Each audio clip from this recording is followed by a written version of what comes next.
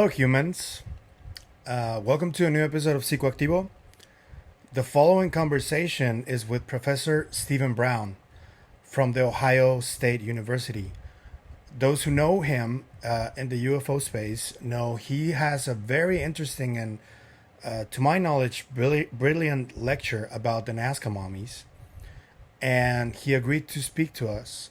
We spoke for about an hour and a half, and we talked about the mummies for the first hour. And then we talked a lot about the UFO topic in general, the philosophical and psychological implications of disclosure and understanding what the phenomenon is. If you like what you see, if you like the content, please hit subscribe, hit the bell notification, share, comment, like. Everything helps. I hope you like this conversation. I had a lot of fun with him. And I also I'm gonna leave an all my links link where you can support the channel in other ways besides just commenting, liking, sharing, subscribing. But I really hope you like this conversation. I had a blast. The professor is a very cool guy, and he's very open to this topic, and I think we need more of that, especially in academia and the scientific community. The conversation got a little spicy at times because I brought out some points that may be controversial, but I think we needed to talk about it. So, without further ado, his professor Stephen Brown. Hello, humans, and welcome to a new episode of Psicoactivo. Today, I have a treat. I've been wanting to speak to a professional philosophy professor about the UAP phenomenon or UFO phenomenon. And I have Professor Stephen Brown from Ohio State University. Thank you for being on on Psicoactivo, Professor. How are you? Absolutely wonderful to be here. Life is great. Life is weird. I'm very confused. I'm trying to understand as best I can and trying to come to grips with the things that I don't understand. I'm a little curious first. It's a little off base question, a little bit, but uh, how does your family take everything you're doing right now? Do they support it? Do they think you're a little crazy like my family thinks about me? Yeah, no, it's great. It's been an interesting journey, right? So I have a big family. I've been married for quite a while now, getting close to 30 years. I have seven children, and my oldest kids are adults now. So it's been an interesting road. I have a tendency to get kind of excited and obsessed about things and kind of pick up new hobbies, new interests, and devour them for months on end. That's kind of the way my personality works. So I think everyone was kind of prepared when I picked up the alien UFO stuff.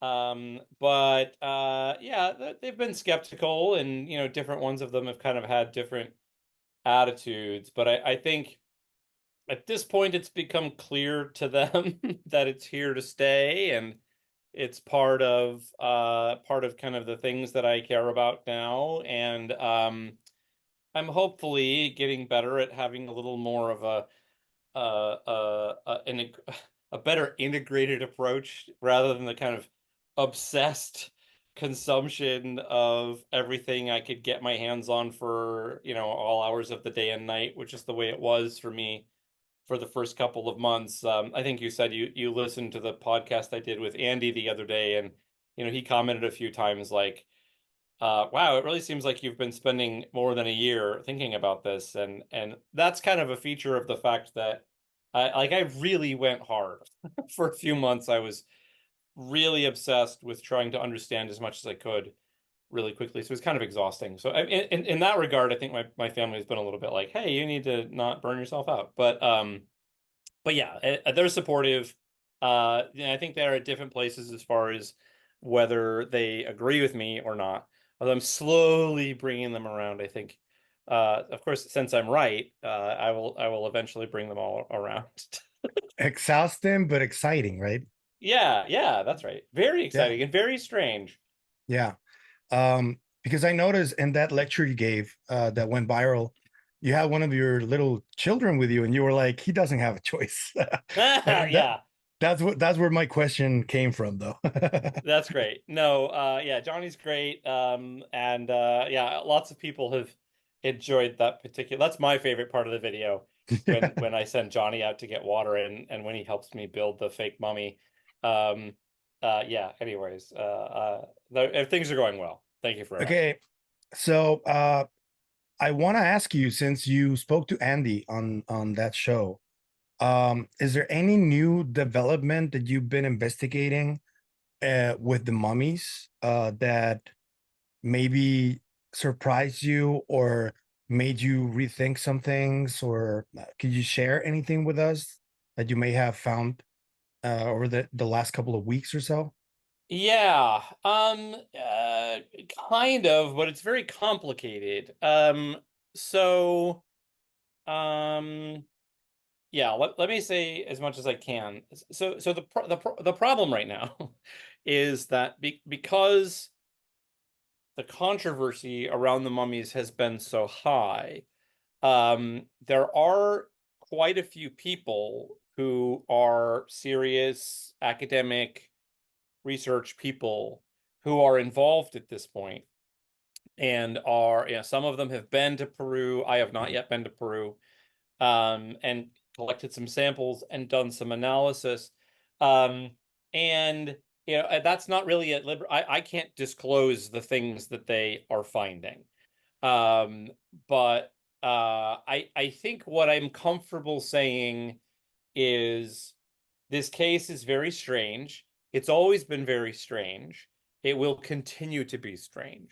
Um, but in my view, I am every bit as convinced as ever that these bodies are real evidence of a non-human intelligent presence on this planet, that there is a degree of biological integration to, for me, the internal structure of the torsos of these ones, the ones that look like Josefina. That's, I call them J types because they look like Those are the Josefina. ones that are reptilians, supposedly, right? Yeah, That's how they're so presented. that is how they're presented, but I'm hesitant to use that term. So I've developed just my own very simple terminology, which is supposed to be neutral. So this one is called Josefina. So anything that looks like her is a J type. The ones that look like the ones that have the little weird wing things that do look sort of insect-like, I just call those S types because the first one was called Suye. So based on what I'm seeing, I would not call them reptilians or insectoids. They're too different from both insects and reptiles to be those. Um, but yeah, so I will be giving a talk on July 6th at the Roswell UFO Festival remotely. I unfortunately won't be in Roswell. But I will be able to present at that point some of my own kind of analysis that I've worked on with some other medical professionals and stuff. Some visuals, which I think will help make things more clear. When I say the internal biological integration of the those beings, like I will be able to show a little more clearly what that is. So yeah, I don't know. That's sort of I wish I could give a clearer answer than that. But the case is complex. There's some weird stuff that people are discovering that's going to be tricky to figure out how to make sense of all of it. But yeah, I'm as convinced as ever, more convinced than ever that that the kind of main specimens are all they were once alive. Okay, I'm gonna be 100% transparent with you. My first interview in this topic was with Jaime Maussan. I'm Mexican. Yeah, So if it wasn't for him, I wouldn't be doing this, to be honest with yeah. you. He gave me a lot of leeway to get into the topic. But I do have my reservations with everything he does, and especially with the people he surrounds himself with. Uh, Okay.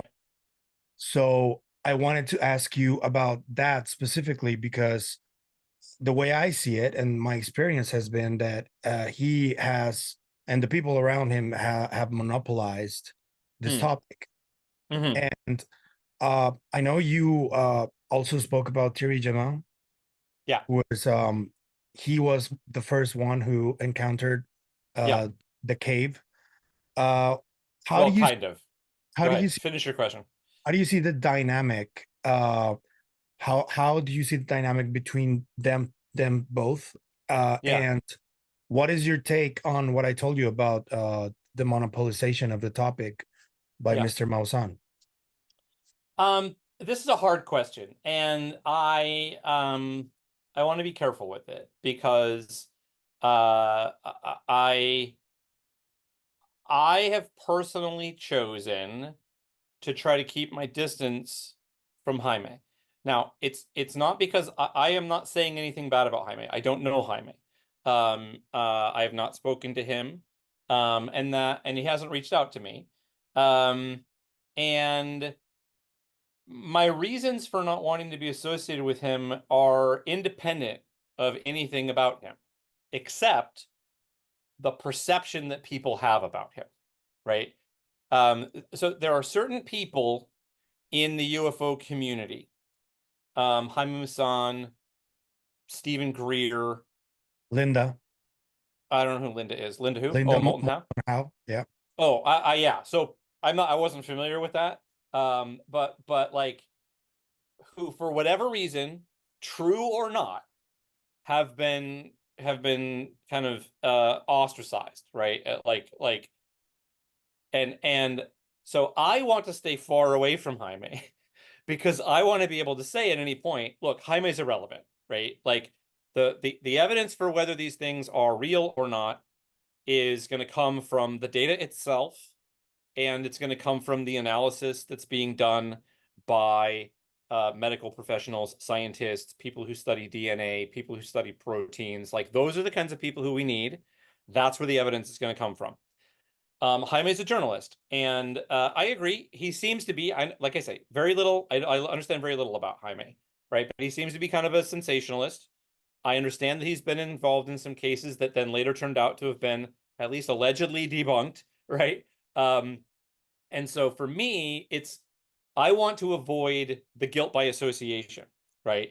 But I am not here to say anything about Jaime's guilt. I don't know enough about him or what he's doing or anything like that.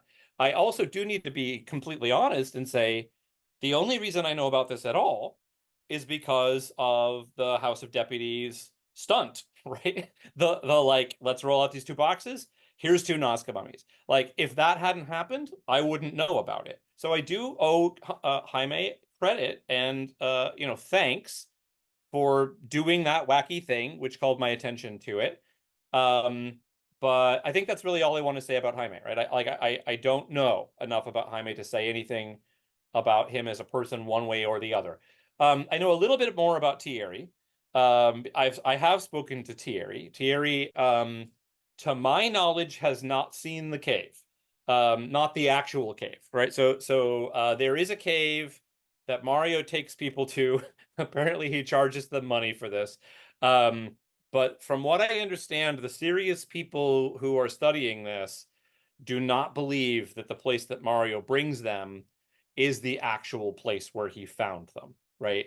Okay. And I believe Thierry is certainly on board with that. Like he does not think that that cave that is in the documentaries and stuff that is actually the actual site. But to my knowledge, Thierry has never been to the actual site. To my knowledge, Mario and his team of whoever else he's working with are the only people who know where it is. Um, but I do believe that Thierry has been forthright since the beginning. I mean, yeah, there's these letters that you can see on the Alien Project website where he sent things to the Ministry of Culture trying to get them involved. He's been very cordial and transparent with researchers. I think the Alien Project website is a fantastic resource for anybody who's interested in this. There's the nice 3D reconstructions that you can turn around and look through the different layers and tissue types and stuff. I think it's a really great resource. So I will speak positively for Thierry, and I will not speak at all for Jaime. Does that make sense? Yes, of course. Noted. Yeah. Thank you. I the reason I mentioned initially Jaime is because some of his people are they don't have control sometimes of Hmm. the material they put out, Hmm. especially on social media. Ah, And there's a couple of people that have put out some material that is controversial, and then they okay. take it down. Yeah. Um, especially, I'm going to talk to you specifically about an alleged head of a giant being. Yes. Yes. I want to ask you, do you know anything about that? Have you seen any evidence about that? What do you know about this alleged giant's head? Um, yeah, so this is one of those things that I have to be a little careful about. Yeah. There is an object. I have seen only a couple of external photographs of it. To my knowledge, it has not been X-rayed or CT scanned or DNA or carbon 14 or anything. From what I understand, very little has been done with it. I can't show you the picture because the people who showed me the picture asked me not to show the picture. But I can tell you, looking at it as a picture, it looks weird. It looks kind of fake, right? Now that being said, the mummies that I think are real, based on what I've seen about them, they look fake too, right? If you see them for the first time. Um, so yes, there is an object. It is about from it's about yay big. And it's so I guess if you're doing a podcast, you can't really see that. Um, uh, About 60, 70 centimeters. yeah, I'm trying to think of an object that would be about that size, bigger than a basketball. About a Um, Gatorade bucket, something like that. A little yeah, smaller. maybe a little smaller than a Gatorade bucket, like the kind you're thinking like dumping on the coach at the end of the game. Yeah. Yeah. Yeah. Maybe Yeah. like half of that, right? Okay. Yeah, half a Gatorade bucket's worth of potentially giant skull. That's what we're talking about. Um, and so obviously, if it is real, as in if it contains bone and was actually, if it's a real head, then yeah, it's a hell of a discovery, right? And then you'd have to ask all these questions, which I'm already asking about, ancient mythologies and how much of them actually are what we used to think of as mythology, and how many of them are something more like legends, which actually have some kind of a basis in historical scientific reality, right? So yeah, there is an object. I have seen a photograph of it. It looks fake. It looks fake. I'll tell you that. Okay. And I think that's part of the reason why it hasn't gotten any serious analysis. But I have spoken to people who are close to the object, who have done more than just look at a photo of it, and they say, "Oh no, it's real. Like it has it has eyelashes, and it's like obviously a biological thing." So I've This keeps happening with the Nazca Mummy stuff, right? The Yeah. people who are debunking from afar. They're looking at photos, they're looking at relatively early low resolution x-rays, and they're debunking using that. Whereas the people who are there, touching them, seeing them, running through the scanners themselves, are much more convinced, right? I've not been there myself, but I am very cautious to be dismissive of claims that are being made by the people who are actually there, right? So yeah, that's all I can say for now. I am interested in it. I'm trying to get more information on it. In particular, if anybody could even get me like an X-ray of it, right, then that would be helpful, because if it has bone in it, like if it is a bone skull, then it is a giant skull, and that's crazy. Yeah, it is. Yeah. Okay, thank you. I was wondering, because I about 2 days ago there was a new interview from Professor Dr. Michael P. Masters. Yes, yeah. I was wondering if you got to read the new paper he wrote with the Harvard professors. I haven't had time. I was on a road trip to the Grand Canyon the past couple of weeks, so I saw that it came through, but I've only been back in Columbus for a few days and haven't had a chance to look at it. I mean, I'm familiar with the cryptoterrestrial hypothesis, and I can tell you what I think about that, but I haven't read the paper itself. Um, um, I do. So I believe personally that the J types, the ones that look like Josephina, and the Yeah. S types, the ones that look kind of insect-like, I believe that those are both the remains of something that was once alive. And they are so strange and so different from terrestrial earthly bony organisms that if I'm correct about that, if they are actually the remains of a living thing, then I do not believe that they evolved on this planet, but that they're related to the other things on this planet.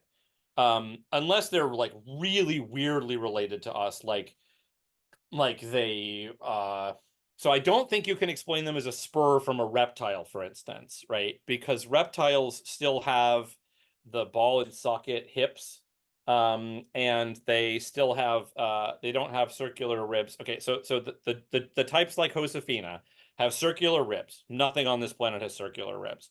Yeah. Um, they have a ball and they do not have ball and socket hip joints. They have a really weird hip joint, and that looks like if it's real, it would all have to have been like soft tissue, like tendons and stuff, because there's not a socket, right? Um, and there are structures internal, the ones that I'm going to kind of draw attention to in my presentation in a couple of weeks, that do not look like an ordinary terrestrial spinal column. So I don't think that's what they are. Now, does that mean there are no such things? No, of course not. There could be all kinds of stuff, right? Like the world turns out to be really weird, and there might be things that descended from dinosaurs that are living underground, right? Like it might turn out that some of these science fiction hypotheses, like Journey to the Center of the Earth and stuff like that, like there might actually be some kind of ecosystem below the surface that we don't know about, or right, like I don't know, like I really don't know. What I personally feel comfortable saying is I don't think the ones that look like Josefina or the ones that look like Suye are descended from the bony fish and the reptiles and the birds and the early mammals and all that. I don't think they're descended from those. I think they're different. What about Montserrat and those that look like her? What can you Yeah. tell me about those? So they are the ones who the people who have seen them most closely, and are like serious scientist types, are the ones that well, okay, so they are obviously based on the human form, right? Humanoid like, yeah. Yeah. So like they have almost essentially entirely human structures, unlike the other two types I was just talking about, which are entirely not human-like, right? Um, so they're basically a human form with tridactyl hands and feet and a different shaped skull, right? So there's a bunch of things you could say about them. I mean, they could be genetically modified humans. They could be surgically modified humans. They could be some kind of a distant hominid relative, right? Like heretofore unknown yeah, hominid, like a Neanderthal or a Denisovan or something. But just these ones happen to have, for some weird reason, tridactyl hands and feet and a longer skull. Like they could just be ordinary parts of evolution. They could be ordinary parts of terrestrial evolution, right? Okay. That we just hadn't really found before. So yeah, I think that's all I have to say about them. A lot of claims have been made about their hands and whether they were modified either during life or afterwards. People have suggested that there's some evidence that there are tendons and things that have been cut. And I don't know enough about that to know. So that's better left to people with real human anatomy skill that I don't personally have. One of the reasons I like focusing on the other two types um, is because like they're just so weird that Yeah. it doesn't take special expertise to say if these are real, then they're alien in some important way. And then, the question is whether or not they're real. And I do think, based on the data that I have, that it's even a layperson can see that they're too biologically integrated to be just a fake. Okay. You've been talking to doctors who don't speak English, right? Yeah, some. Yep. Have you talked to Dr. Salce Benitez? I have. He's one of the ones I have not yet spoken to, which I'm sad about because he's the one who converted me, right? His it was his argument that he gave at the first Mexico hearing about the soft tissues and the connective tissues. That's still to this day the argument that I find the most compelling. But no, I have not yet spoken to him. I've spoken to a few of the other people. Yeah, the Spanish speakers. I do not speak Spanish, so I have to use a translator for that. Either Chat GPT if I'm using a text or an email, or often these days I'm using Consolo as my translator because he's great and he knows everything. So Yeah, he's my collaborator constantly, so he's a he's great great. guy. I like him a lot. Yeah. I wanted to ask you because you used the term during the interview with Toby. Yeah.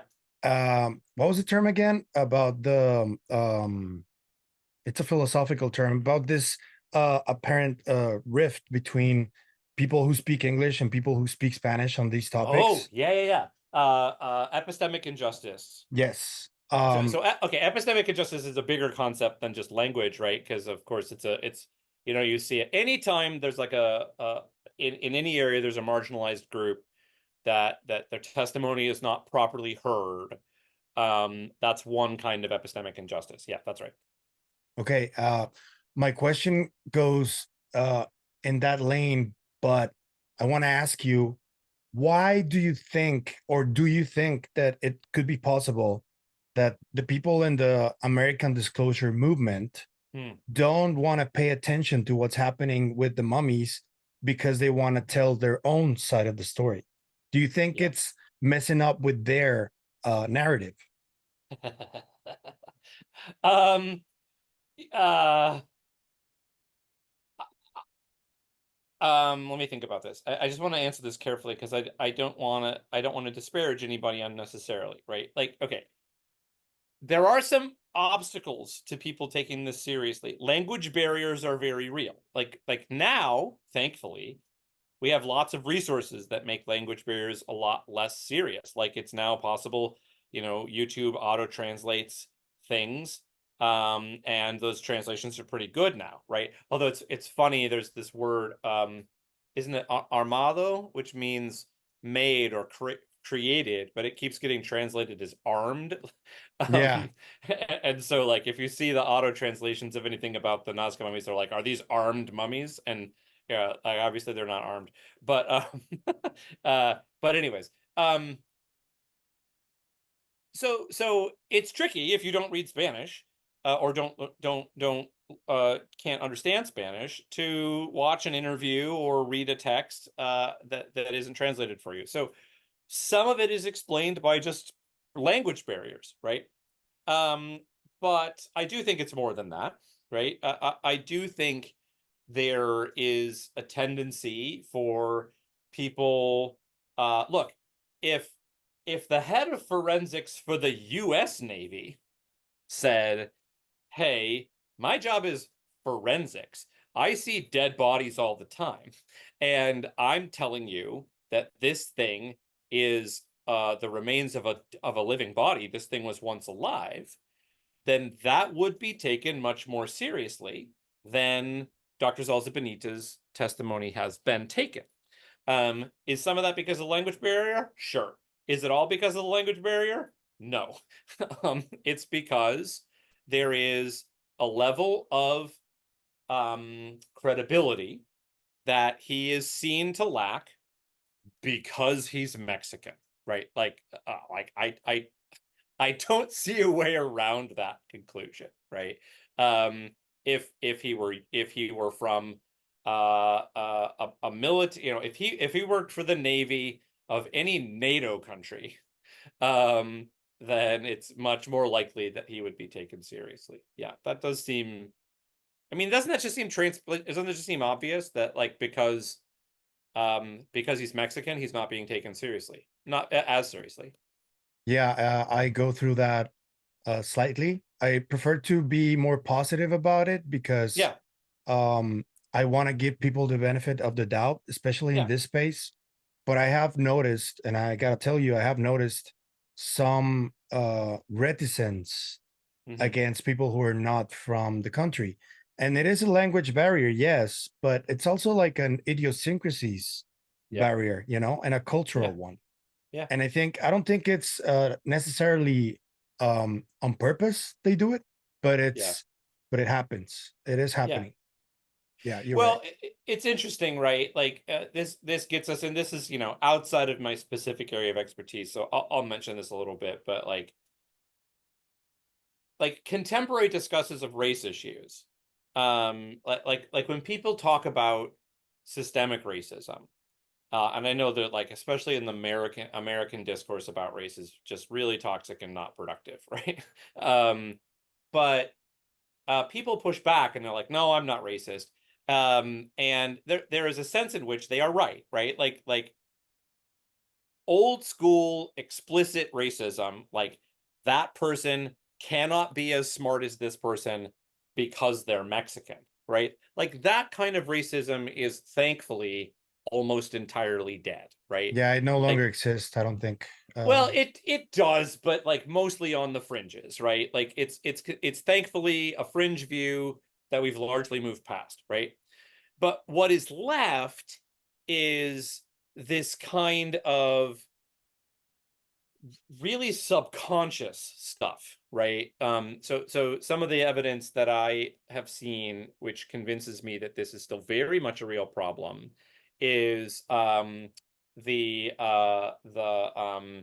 been a number of experiments that have been done about resumes, job applications, where you put on literally exactly the same content formatted exactly the same way, and the only thing you change about it is the name at the top and whether that name sounds like a British person or sounds like an African American person or sounds like a Mexican person. Just the name itself will have a measurable impact on how many calls they get about that job. They've done this experiment many times, right? So what is that?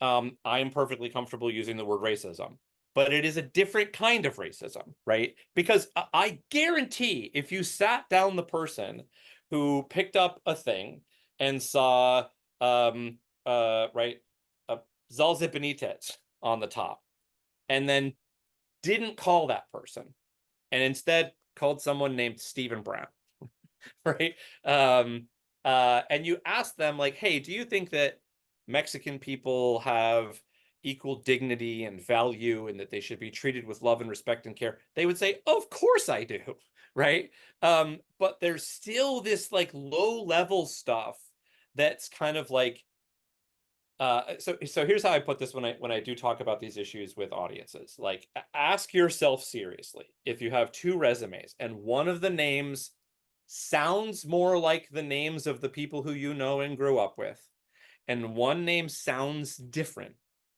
you will have this tendency to go with the one that feels more familiar and comfortable to you, right?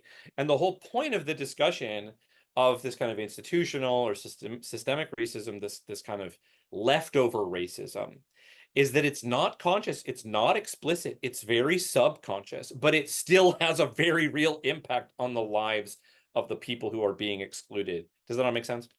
You're preaching to the choir because I've been a sports journalist for 14 years and I Yeah, recently just moved to this. I am still on the transition, but I've worked for some of the biggest companies in the world in Europe. yeah, And whenever I've applied to American companies, ESPN and you name it, and for English positions, I've always been turned down, despite Yep. my resume, which is pretty Yep. extensive. Yeah. Yeah. And yeah, Yeah. it is very real. I can tell you that it is very real. It's very, I think it's like it's measurably real, right? Yeah. Like people have done experiments and can say it. So yeah, I know the discourse on race, especially in the United States, gets very, very messy and complicated. But I am perfectly willing to say there is a type of racism at play here, not the worst, really gross, horrible kind, but this like leftover and therefore also really difficult to get rid of kind, right? Like, how do you help, people like you have more opportunities when your name or your accent or whatever it is about you that just sets off these like really low level, that person is a little different from me and that makes me feel a little uncomfortable, right? Like, oh, that's really hard to fix. And in fact, from what I understand, the only way to fix it is more points of contact, right? Like, there's very clear evidence um, that if you can just get people to work around each other, live each other, make friends, fall in love, like those are the ways that we overcome this other kind of racism, right? It's essentially making sure that the other doesn't feel other, feels like a friend, feels like someone who you can love and care about. Does that make sense? Yeah, and it is something that I've been experiencing over a Yeah, year yeah, I'm because sure. at the beginning it was very hard, but now that more people are getting to speak to me and spend time with me and all that, more doors are opening. And yeah, you're right. It has to be gradual. Yeah. Yeah. Yeah.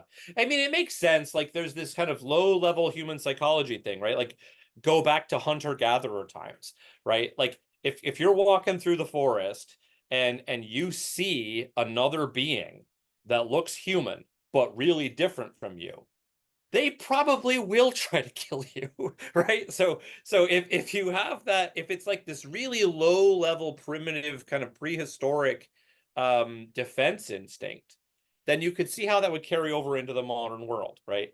But yeah, it's a real problem, and I do think it's present here in the Nazca Mummy case. Like if you one of the things that I when I talk about this, like I don't know, I don't know how much I'm going to try to cram into this talk I'm doing in a couple of weeks, but I would be interested in kind of showing this, right? Like there's uh, uh the number of highly credentialed people in a whole variety of fields who have seen and touched these objects and have said they are not animal bones wrapped in paper, right?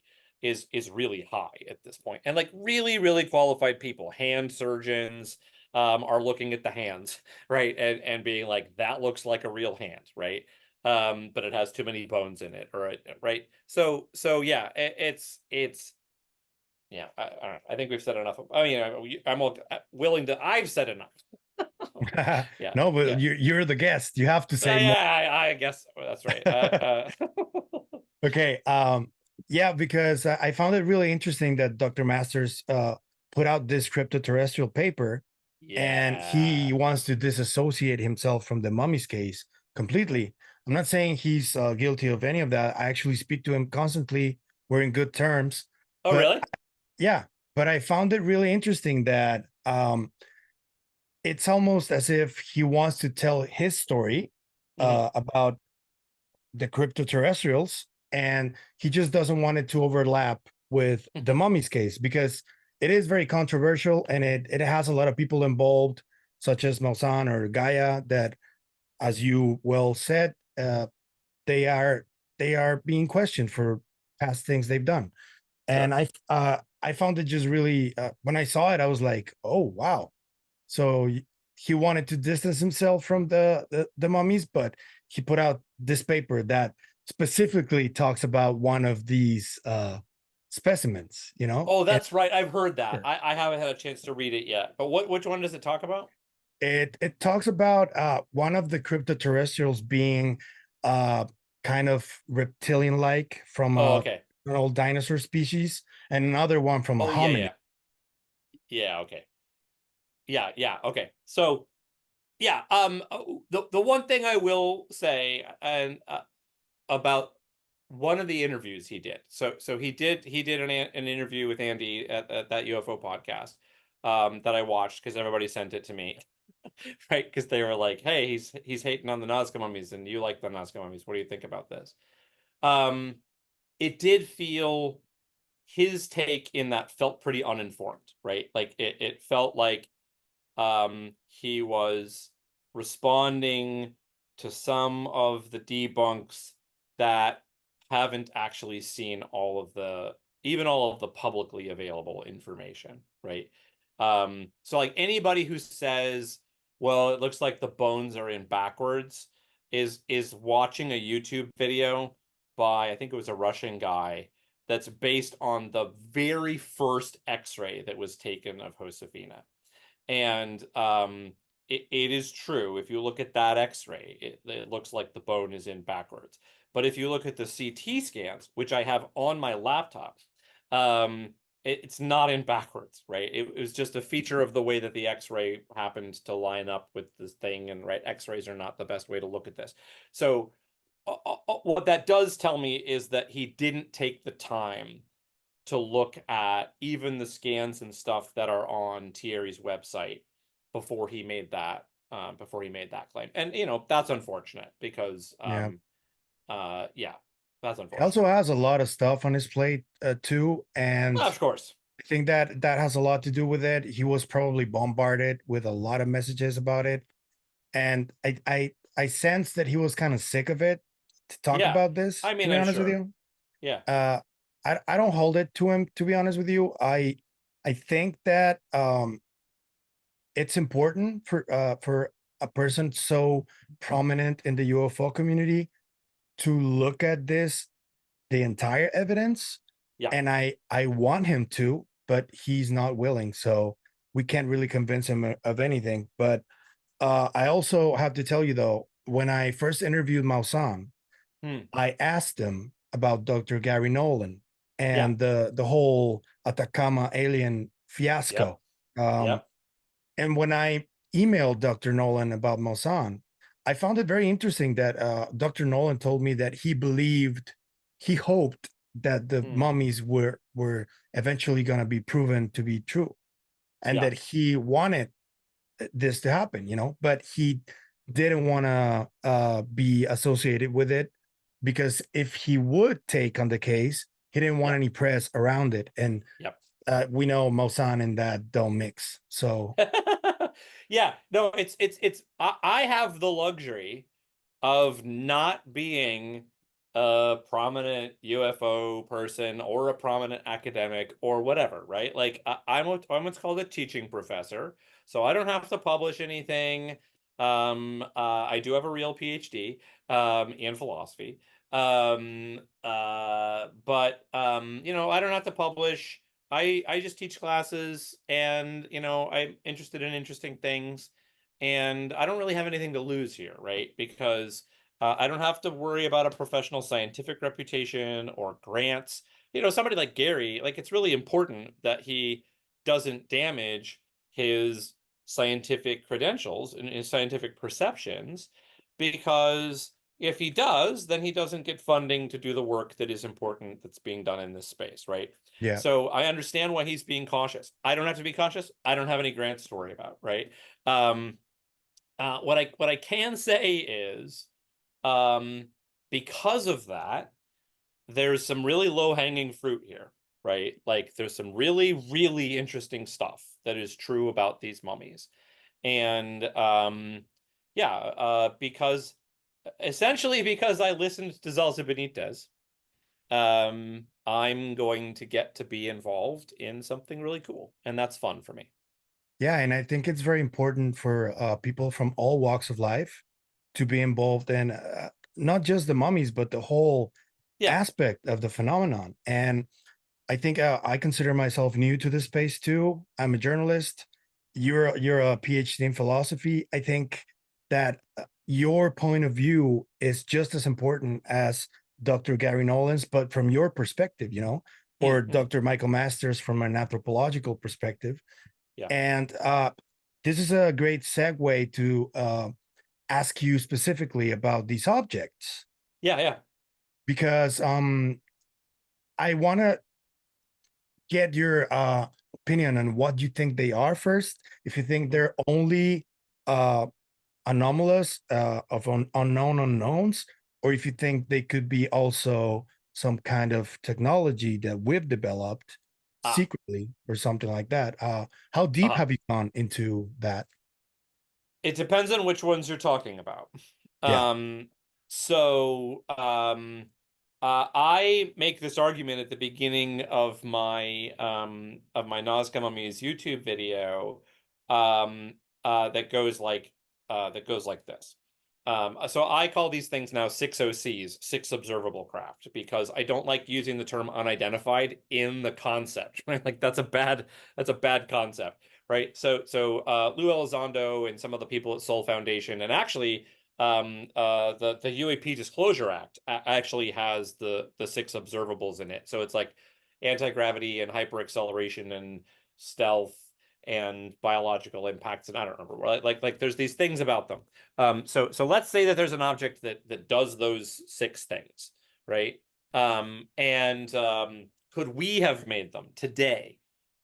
I personally think the answer is no, not unless we not unless we reverse engineered them. But let's just go with that for the time being. Sure, maybe.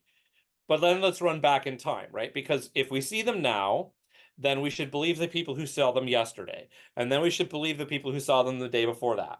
Right? There's this kind of chain reaction. Like for many years, people questioned whether or not there were giant squid, right? Like sailors had seen things and they had said that they might be giant squid or they saw a giant squid, but no one, everyone just kind of took it to be like, well, we're not sure. Maybe they're just, seeing something else and they're jumping to a conclusion. But then, like, we found a giant squid, right? And now we've seen giant. Well, now we do have videos from scientific vessels about giant squid and stuff like that, right? Okay, so then what happened was we got that piece of evidence, and then all of the testimony back there all of a sudden got elevated. Does that make sense? yeah, So if we see these weird things that are behaving like flying saucers, even if they're triangles or spheres or whatever else, um, then we think, well, gosh, then if they're real now, then that one yesterday and the one the week before, and then the problem is there's a chain of that goes at least all the way back to the 1940s, right? And so if you believe they're real now, you should believe they were real in the 40s. Did we create an anti-gravity craft in the 40s? I don't think so. Not on our own, right? Like, why? Because the physics didn't support it, right? Ordinary engineering goes like this, right? Like, physicists, chemists, whatever, they sit around in their labs and their chalkboards and their computations, and they're like, oh, like, Einstein sits in the patent office and he's thinking about what happens if you turn a flashlight on top of a train, right? And down that road lies relativity. And so he gets E equals mc squared by thinking about flashlights on trains. And then he's like, well, gosh, there's a mass energy equivalence. Maybe we could turn mass into energy, or maybe there's energy in right. And down that road lies, and then like, well, maybe we could exploit that. So maybe we could build a bomb, right? That's how ordinary engineering works. Physics progresses. We discover that there are new things possible, and then we build engineering on top of that. So the problem with any ordinary human engineering story about anti-gravity craft is we have no idea how gravity actually works, right? Like the physicists are still deeply puzzled about how gravity actually works, right? So we're not in a position using ordinary scientific progress to build an anti-gravity craft. Does that make sense? yeah. Now, that being said, if David Grush is correct, which I think he probably is, then we've had some of us humans have had access to anti-gravity craft sitting in hangars, maybe from Roswell, maybe from the Magenta crash, maybe from the Trinity crash, like who knows why or how many of them, right? David Grush says like a dozen or more, and other people have said numbers as high as 30 or something. Well, gosh, if we had a jump start like that, then maybe we have figured it out. We have had 70, 80 years to do it. So might we, in the meantime, have had a top secret reverse engineering program and made some progress and built a big flying black triangle that is a US like a super skunk works project? Sure, maybe. I don't know. But if that's true, um, then we have what Richard Dolan calls a breakaway civilization, right? Because the second you have a super secret project that has an anti-gravity craft, where would you go?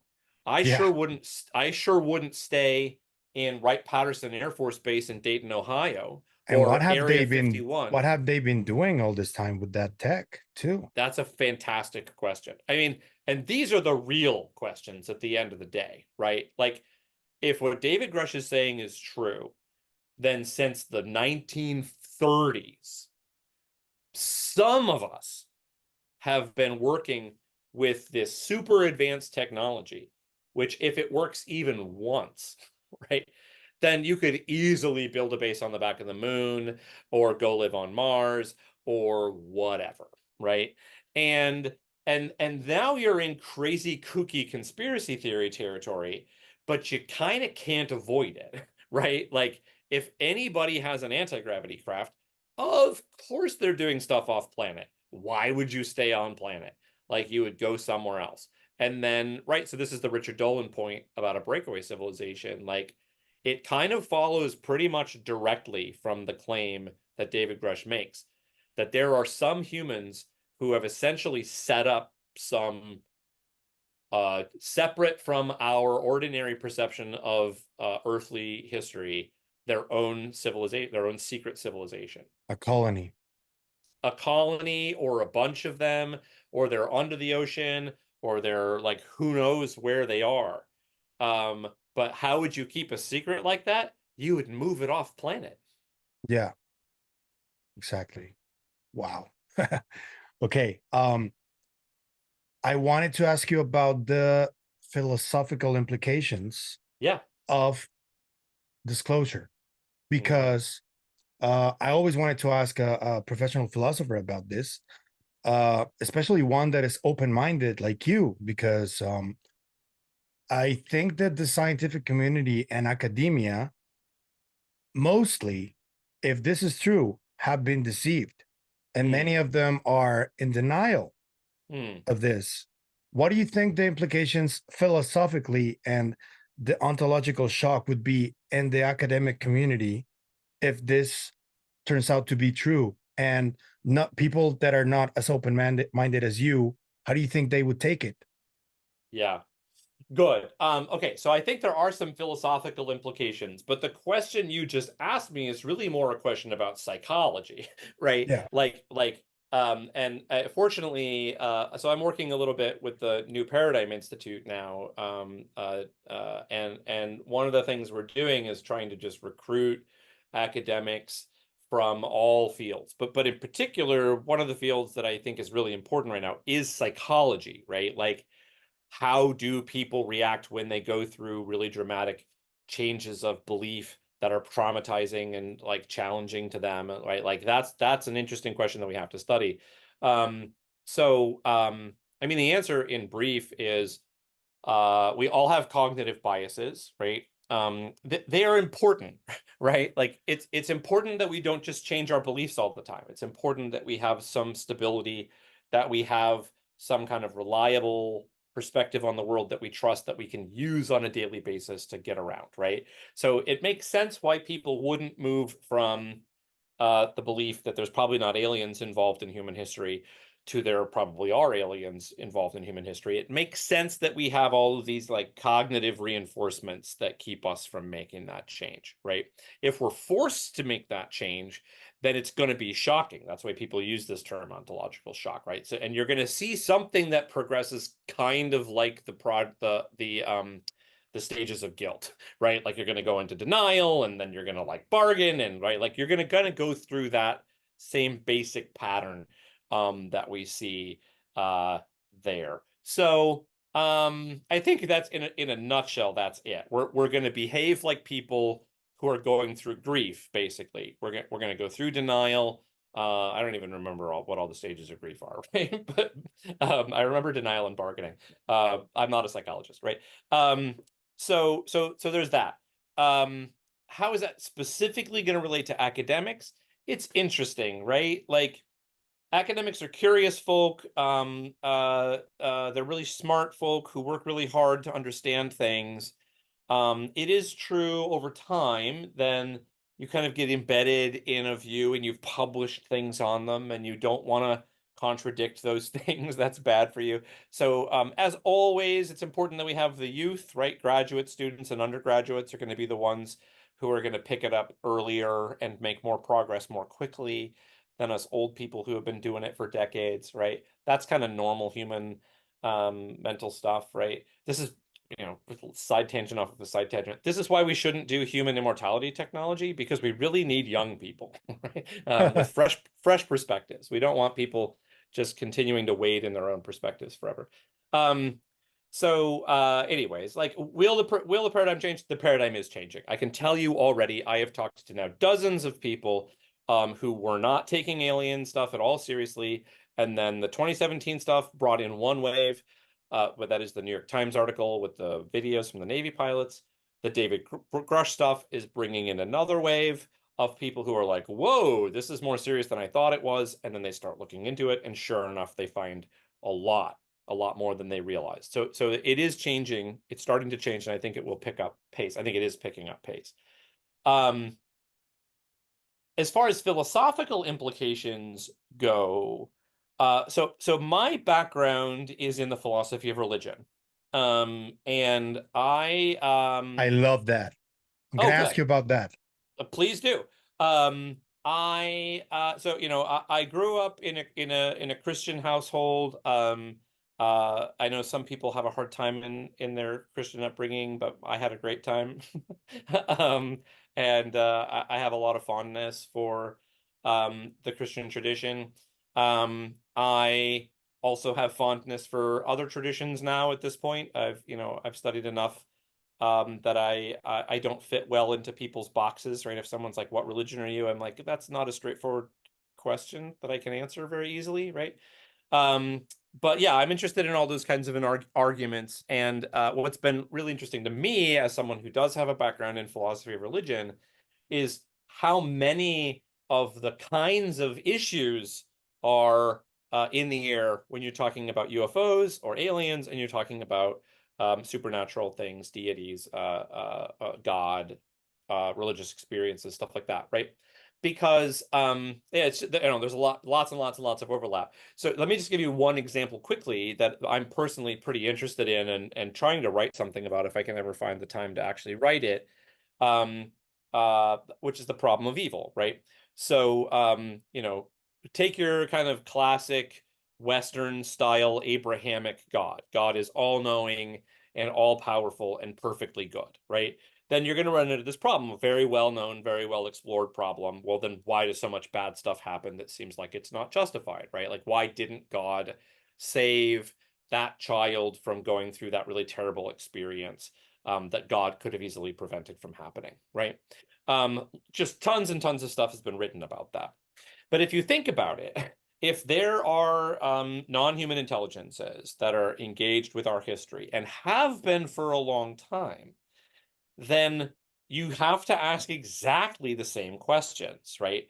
You don't have it doesn't have to be all powerful. It just has to be very powerful. It doesn't have to be all knowing. It just has to be a lot knowing, right? It doesn't have to be perfectly good. It just has to be morally decent, you might think, right? So like if you have a flying saucer in the 1930s and 40s, um, then you could have flown into the concentration camps and just taken everybody out, just evacuated everybody, and right, the Nazis wouldn't have been able to stop you. So you run into the problem of evil again, right? Um, and I think this is really, really fascinating to kind of see the parallels and think about both directions. How does thinking about the problem of evil in the context of God relate to thinking about the problem of evil in the context of UFO empowered aliens, or anti-gravity empowered aliens. And I think there's some really interesting stuff to explore there. I'm trying to think what other kinds of philosophical issues. I have a second talk that didn't get as much traction as the one I did on the Nazca Mummies that is about the kind of David Grush Washington D.C. stuff. But at the end of that, I have a list of kind of papers in philosophy that I think should be written. A lot of them are kind of global justice kinds of issues. And yeah, anyways, there's a lot that needs to be done. What about are you familiar with the work of Zachariah Sitchin? No, you texted me about this, I think, but I don't know who this person is. He wrote a book about the Anunnaki, the Yeah. famous folk story. About Mauro Biglino, you haven't studied that either? Uh, I do know a little bit about him. He was like a Catholic theologian who now thinks that the Elohim are aliens or something, right? Exactly, yeah. Yeah, yeah. Because I was very curious about American Cosmic that Mm, mentions all of these sightings. Dr. Pasolka talks about historical ones, hmm and I wanted to know what you think about that. How do you think people saw this phenomenon and the old scripture? How do you think um, it relates to what's happening now? Do you think there's any correlation in there? So there has to be some correlation, right? But I'm gonna give you a very boring answer, which is that I really don't know what's going on. So the person who I have read at some depth at this point is Jacques Vallée's work. In particular, I've read all of the Invisible College and the Passport to Begonia or Magonia. Um, and he convinced me very easily that there are really clear parallels between things that people are experiencing in the UFO abduction space or the alien encounter space that are very strikingly similar to things we see in religious contexts, to see things we see in fairy lore, like actual fairies, like actual fairies are scary and weird.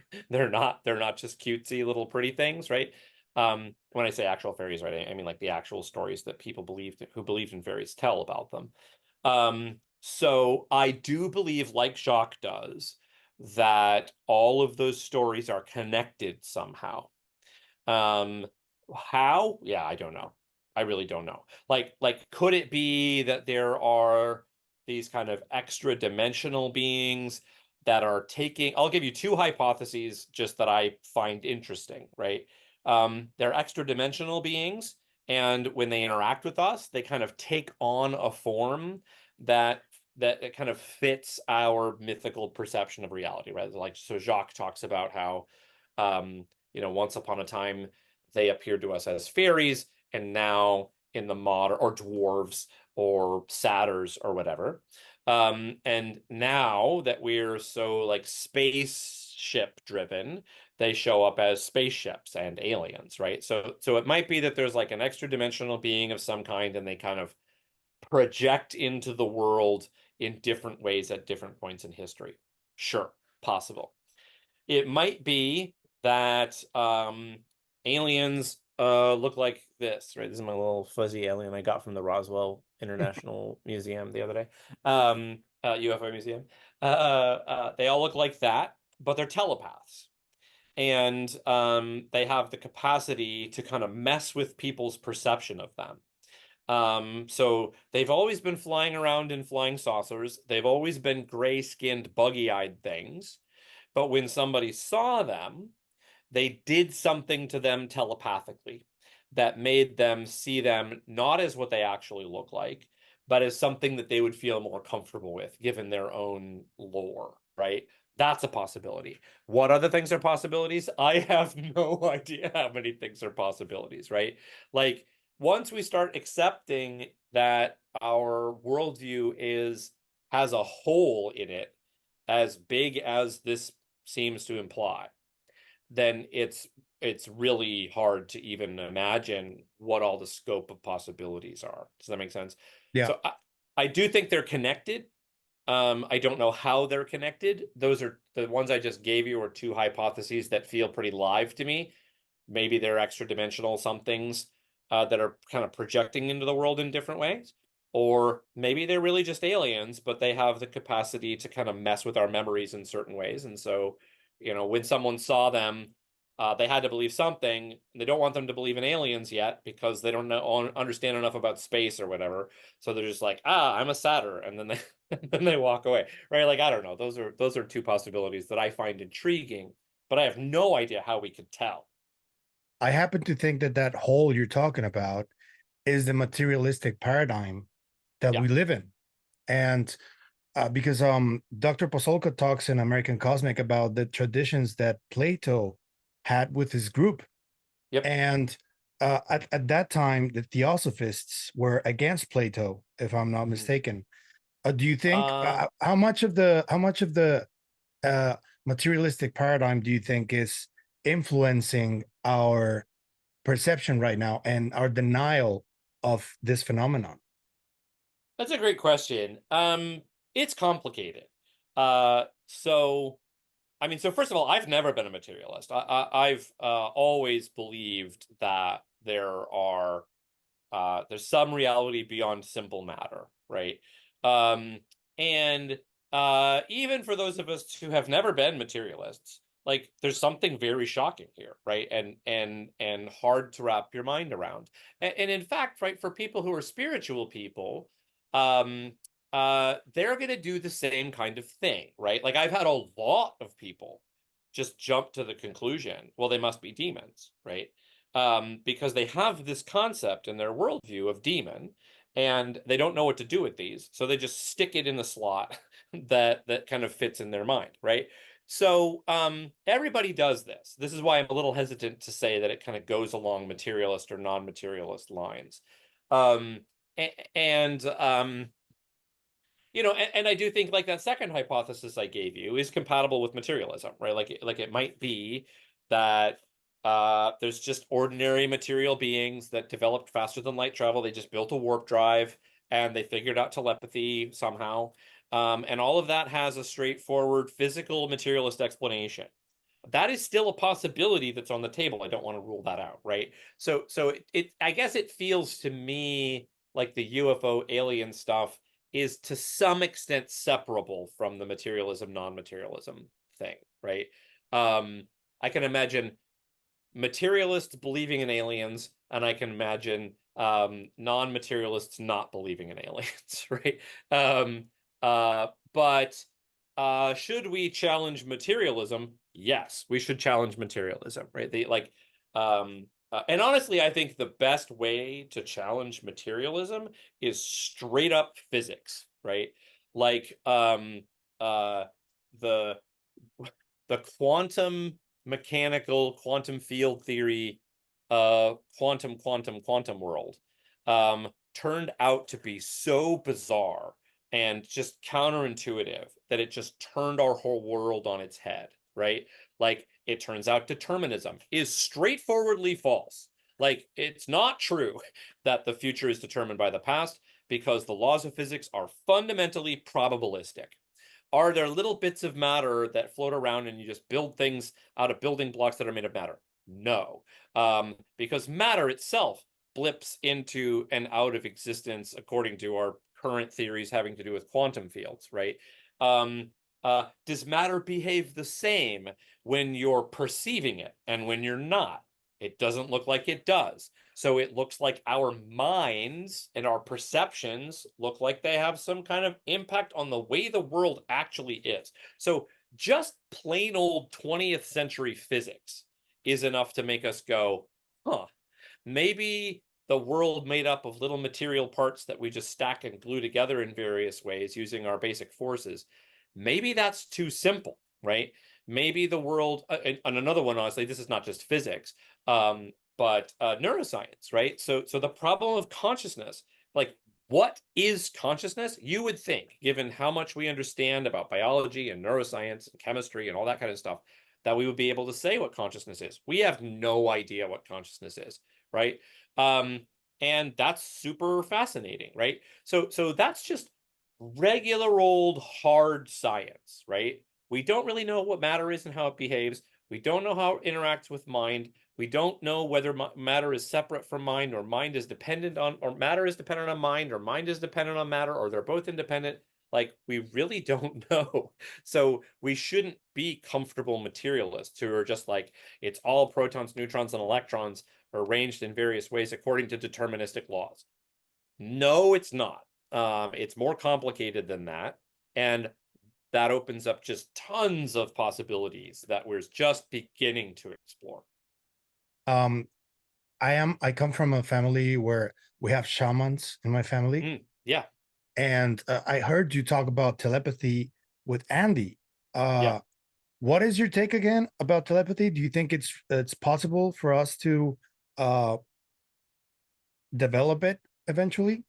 So that's it. Okay. So what I said with Andy, and which I will happy to reiterate, is that in principle, of course, telepathy is possible, right?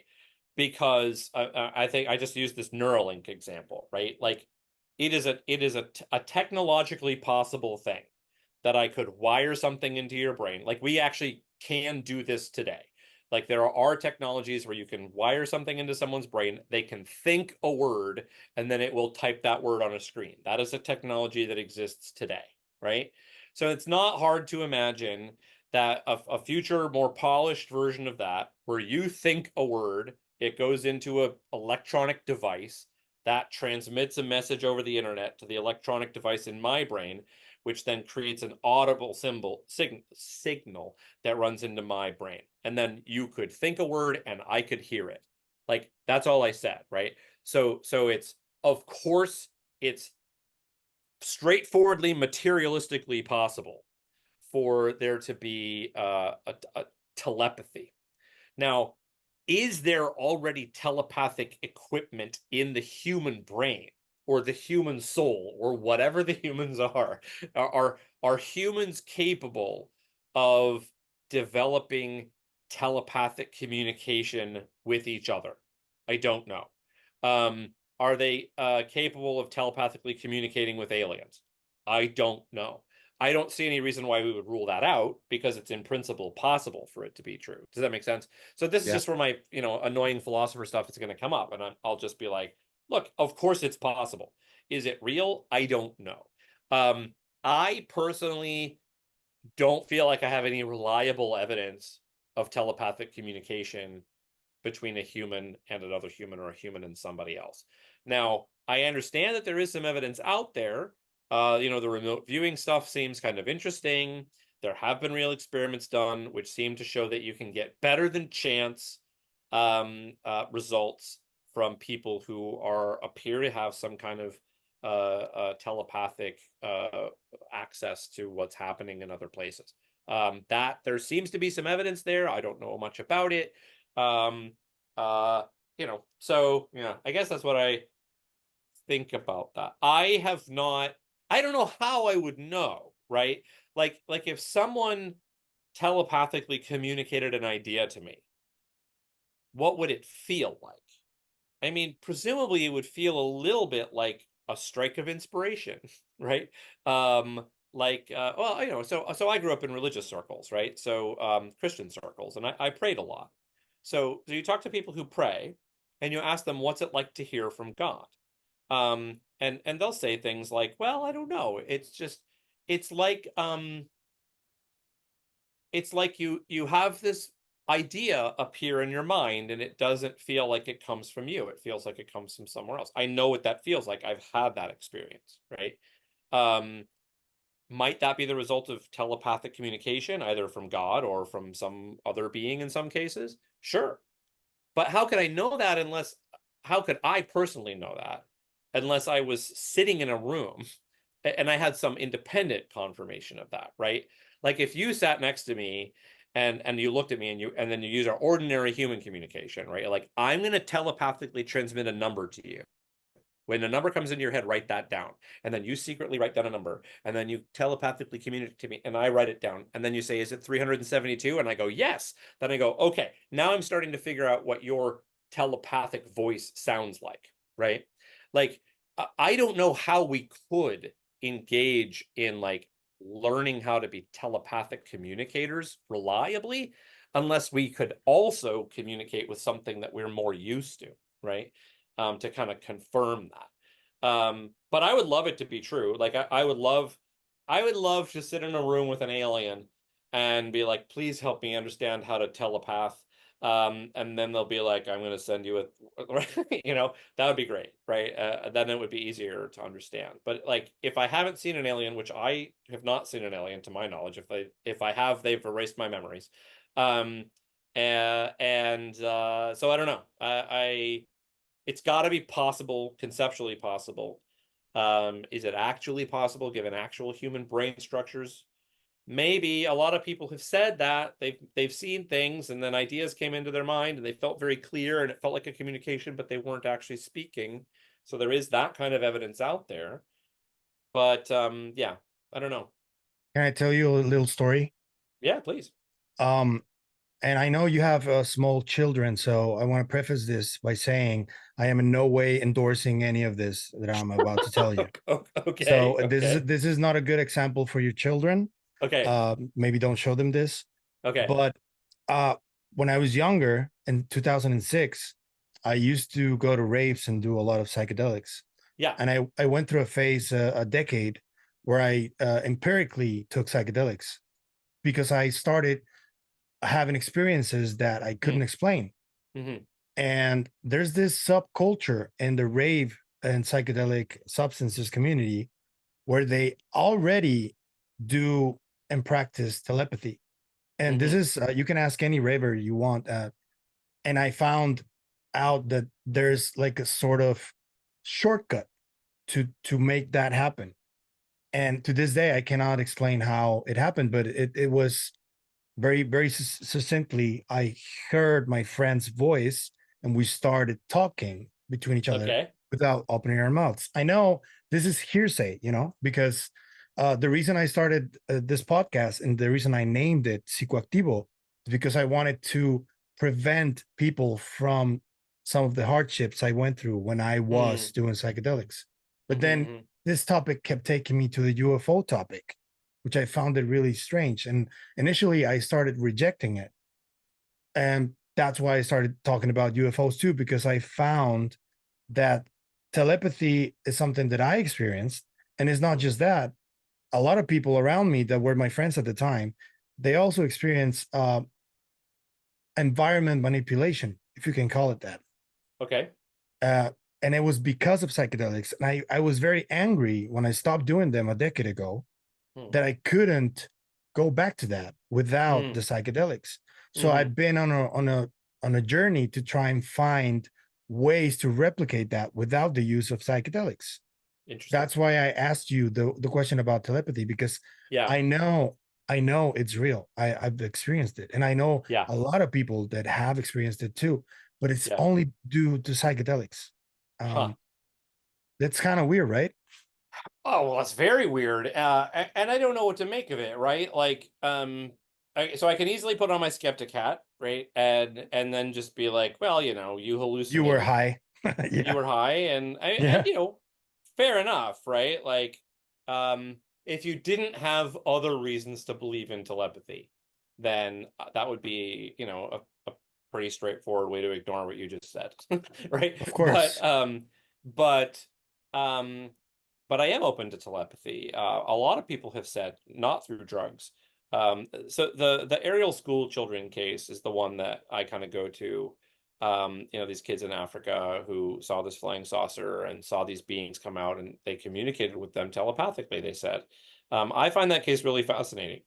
As a person who has a bunch of kids and kind of watches how they lie and how they make things up. And I've seen the videos of those kids talking, and they do not look like they're lying. They do No, not they look like they're don't. making things up. They look like Yeah. they believe it.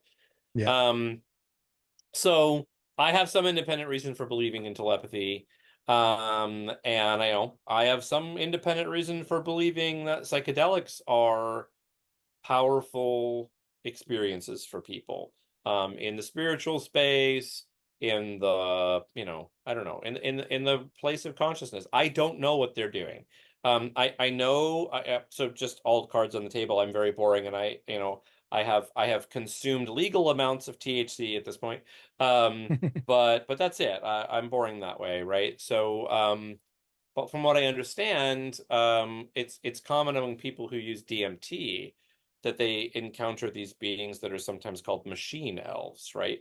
Yes. Um, and wow, I don't know what that means. Like, is there some kind of consciousness-based being that lives in a different kind of reality from us and can communicate to us when we take certain kind of drugs? Sure, possibly. I don't know. So yeah, I don't disbelieve you. Um, uh, I don't disbelieve you.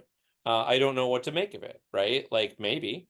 I would want to get out my little science hat, right? And be like, okay, cool, then let's give you some LSD or whatever it is. And he will give you some LSD and use some psilocybin and use some DMT and use some whatever else, right? And then let's do laboratory conditions. You try to send messages to each other, and we, try to you write them down, and we observe it, and we isolate you from each other, and you do these weird things, and then I would start to think, oh, okay, now I've got some evidence that we can explain to people, right? But but yeah, so in the absence of that, I want to be cautious. But yeah, I don't know, maybe, and I don't. Yeah, so you and I are in different epistemic situations here, right? Because you've had that experience, and I haven't had that experience. I've had nothing like that experience, right? So you might really be onto something, and I don't know what to think about it because I haven't had the experience, and I haven't done the kind of things to do as an observer without the experience to be like, oh yeah, that is really legit. Yeah, I want to keep talking to you about this separately Yeah. because there's a case that I'm following that has to do with human potential. And Uh-huh. I've been reading up on Dr. Jeffrey Kripal. You know him? Uh-uh. No, he writes about that. He spoke at Seoul. Okay. Um, Oh, which and one was he? Then I might have heard it because I think I watched most of those. Jeffrey Kripal, the one with the glasses What and was his talk slightly on? slightly bald, about religion. Oh, I probably hold on, let me look him up. I'm curious real quick. Kripal? How do you spell Kripal? Kripal. P-A-L. Yeah. Um, huh. I don't think I remember this person from Soul Foundation, but maybe I missed that one. Anyways, go ahead. He has a book about the superhumanities. And the main case that I'm following has to do with a doctor, Mexican doctor, who disappeared in the 90s. And Hmm. he had an experiment called the transfer potential experiment that attempted to prove quantum entanglement was real, but Hmm.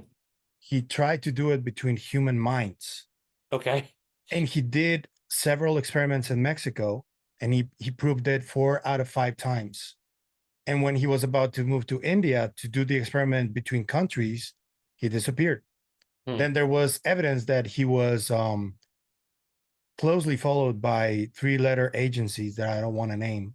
And and I'm following this case right now. And that's the reason I asked you about telepathy. But before we go, though, because we're Yeah. already 1 hour and a Yeah, I should half, go soon, but yeah, go ahead. yeah, I wanna please tell the people what you want to promote. Where can people find you? What about this talk that you're gonna give at the Roswell conference? Yeah. Uh, Yeah, so I don't I promote higher education. Take more philosophy classes. Philosophy is interesting. Yeah, I mean I have a modest YouTube channel, just Stephen Brown Philosophy. That's where I have this I only have 3 videos there. One is on abortion, the ethics of abortion, ethics and politics of abortion. And then one's on the Nazca Mummies, and one is on the stuff that's happening in DC. Um, you could watch those. Those are, hopefully interesting.